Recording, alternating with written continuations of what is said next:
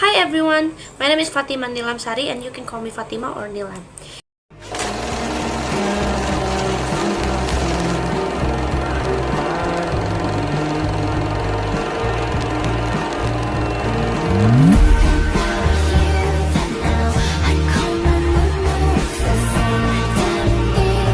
So, in this video, I'm going to explain my essay about racial discrimination in Langston Hughes' poem, I Too.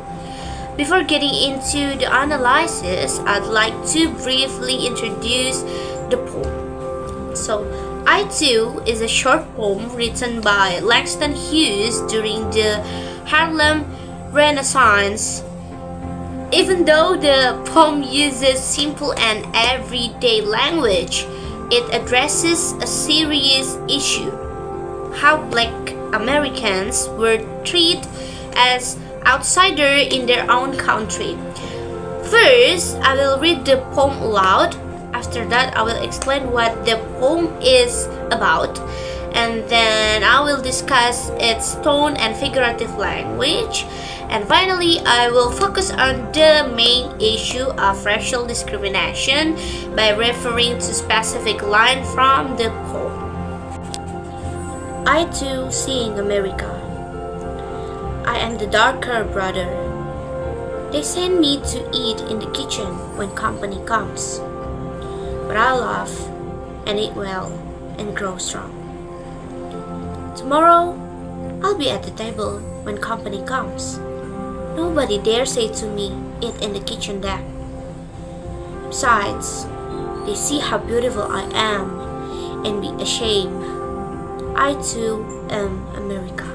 This essay focuses on one main issue, which is racial discrimination. So, in the poem, discrimination does not appear through violence or physical abuse. Instead, it works through everyday action that quietly exclude Black people and make them invisible within American society. I begin by explaining the tone and figurative language of the poem. So the tone is calm but quietly defiant. The speaker does not express anger, instead he speaks with confidence and dignity. Langston Hughes uses symbolism and imagery to reveal racial inequality.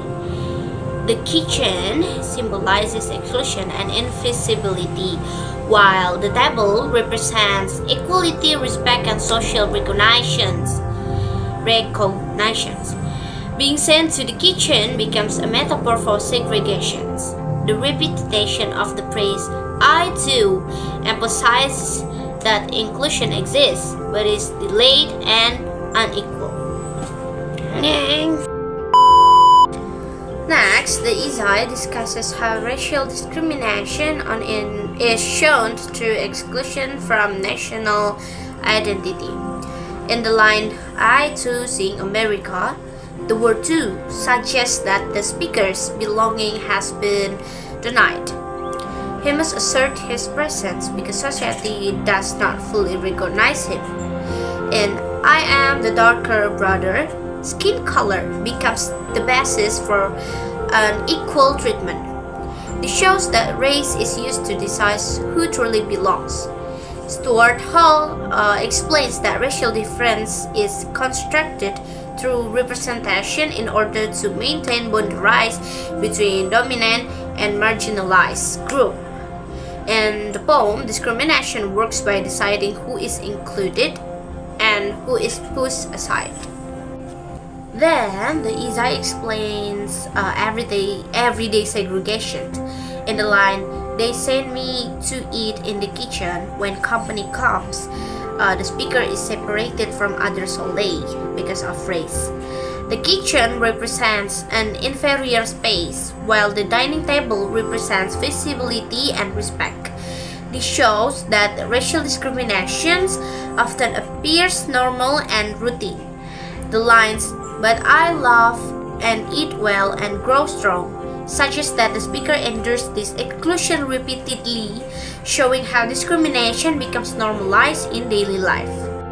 Finally, the essay discusses resistance. In line "Tomorrow I'll be at the table," The speaker imagines a future where segregation no longer exists.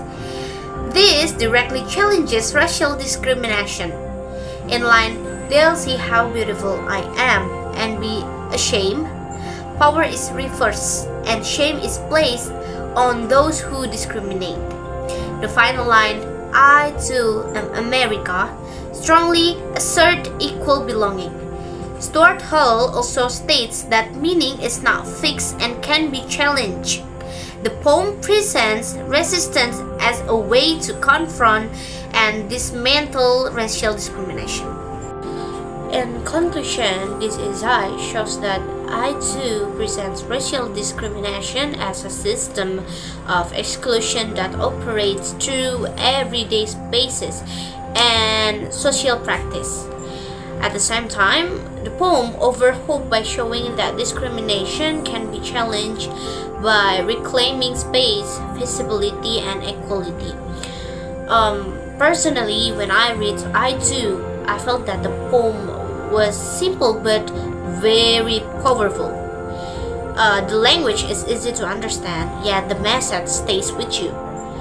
The speaker does not shout or show anger, but his calm voice makes the discrimination feel even more real and painful.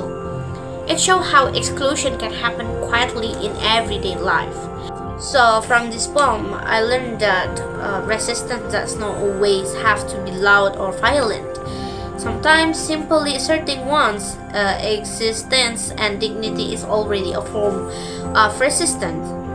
I too remind us that equality is something that must be claimed, not wait for, and that everyone deserves to be seen, recognized, and treated as a part of the same society.